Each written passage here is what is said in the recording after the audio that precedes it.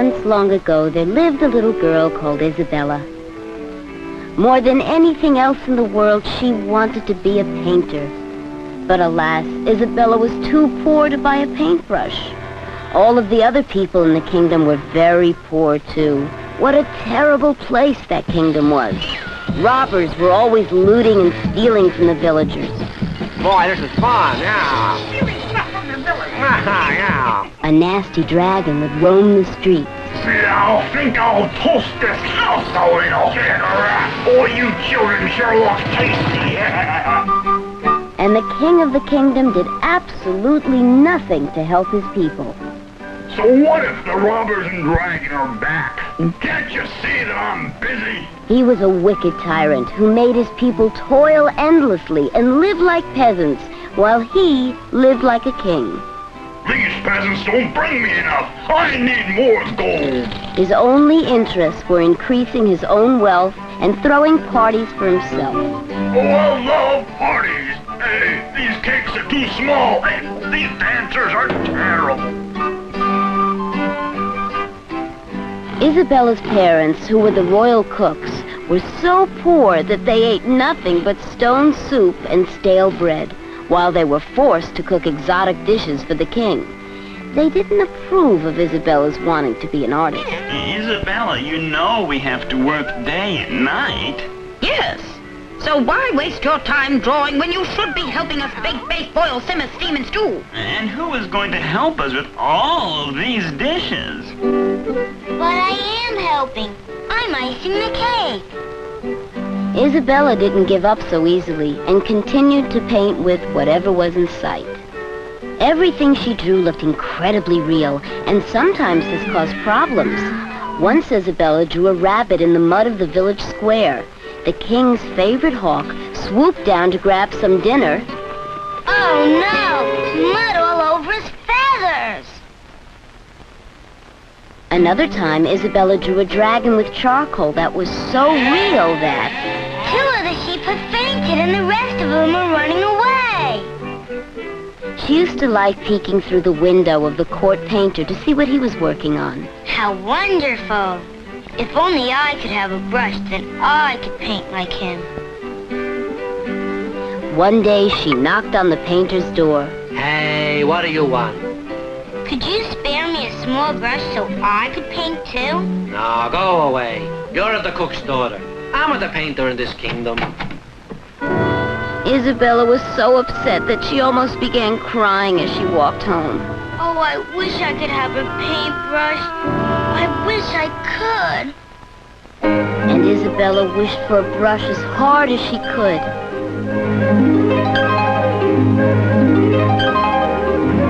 Suddenly, much to her surprise, there appeared... a hairbrush? That's not the kind of brush I want. Oh no, the hairbrush has changed into a toothbrush. I want a paintbrush.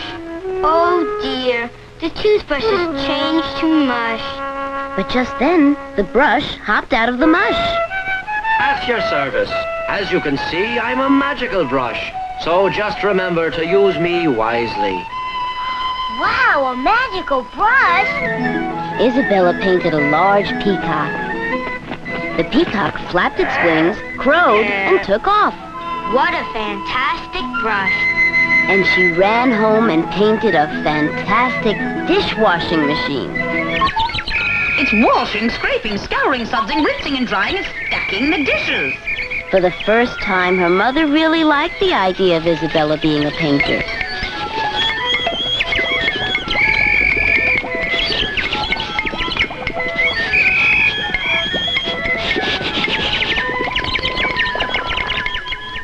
One of the members of the king's court who was raiding the icebox saw that Isabella had a magic brush.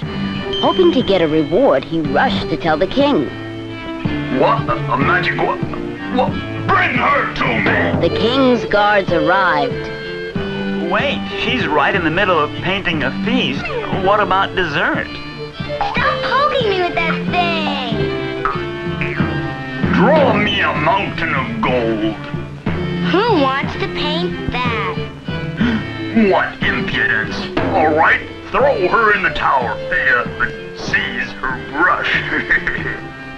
Then the king ordered the court painter to use Isabella's brush to... Paint me the mountain of gold, the golden apples, and the golden harp, the pot of gold at the end of the rainbow. But the magic brush didn't work without Isabella. Hey, I got a great idea. What? What about the chicken that laid the golden egg? All right, chicken, come on, you can do it. Send for Isabella and get rid of this fake. Now listen, paint me a mountain of gold. No, the gold. Here's your mountain of gold. Oh, yeah, but how do I get there? A long boat with oars and a sail. Okay, come on, get in the boat and roll me to the mountain. Isabella then drew a wind cloud which blew the boat out into the water. But I'm the king. You can't do this to me. You better start rowing if you want to reach your mountain of gold. So the king reached the island with the mountain of gold. Every day he could be seen climbing to the top of his mountain, where he would sit all day guarding it.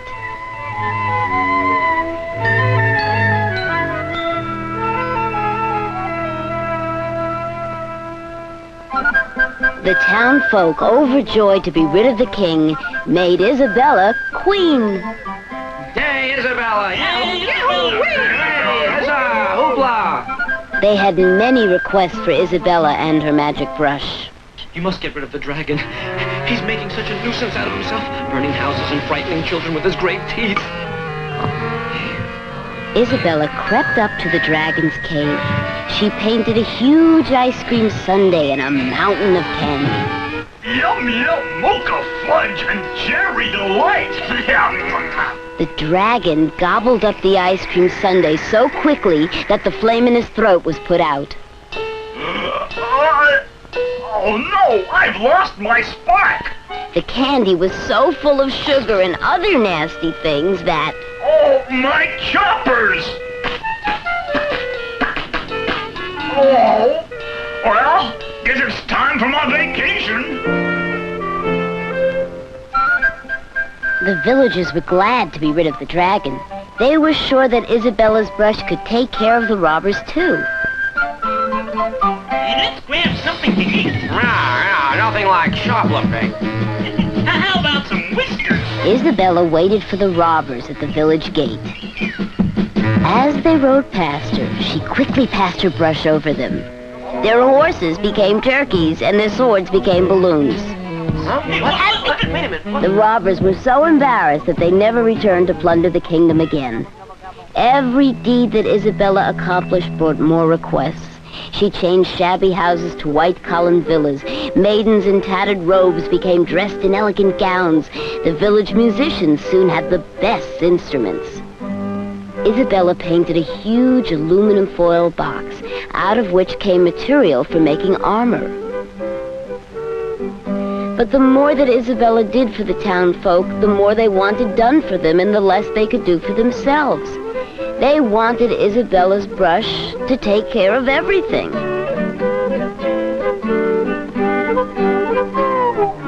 Everyone got fat and lazy. People from foreign lands soon heard about the magic brush and started making pilgrimages to Isabella's kingdom.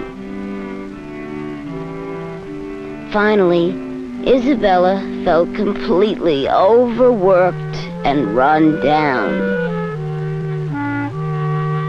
The king's gone, the dragon's gone, and so are the robbers. No one's poor anymore. It's time for the villagers to take care of themselves. I've had it. And so have I.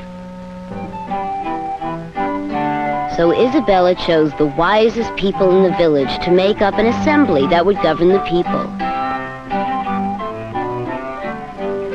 When that was done, Isabella went to her studio and began working on an absolutely magnificent painting. It was a beautiful landscape, and in the distance was a forest with a little cabin, and through the windows one could see canvases and shelves filled with paints and brushes. When the painting was done, Isabella walked right into it. The brush hopped in too. By the side of the painting, Isabella left a farewell note. Dear villagers, you must now take care of yourselves. I am leaving you and will only return to use my magic brush if the kingdom is in great danger. Sincerely, Isabella. The villagers were disappointed and searched everywhere for Isabella. But after a while, they began working and playing again. Our platform will be equal opportunity, new ecology action, ruled by the people. All right, now just pull the arrow back. That's it. Hey, madam, that's some marvelous profile.